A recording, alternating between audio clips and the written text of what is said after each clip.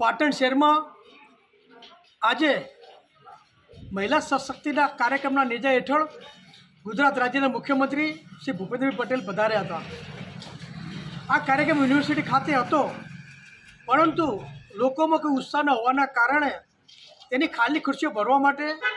આજે વહીવટીતંત્ર તરફથી સરકારની જે મહત્ત્વની ઓફિસો છે, જેમ કે કલેક્ટર કચેરી હોય, ડીએસપી ઓફિસ હોય, પ્રાંત ઓફિસ હોય, મામલતદાર ઓફિસ હોય, તાલુકા પંચાયતની ઓફિસ હોય અને નગરપાલિકાના જે કર્મચારીઓ છે એ તમામ કર્મચારીઓને ત્યાં સભા સ્થળ પર લઈ ગયા હતા અને કર્મચારીઓથી ખુરશીઓ ભરી હતી। તમામ મહત્ત્વની ઓફિસમાંથી જે સરકારી કર્મચારીઓ લઈ જવામાં આવતા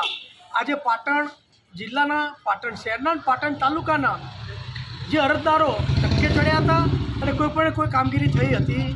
નહીં। આની સાથે સાથે સરકાર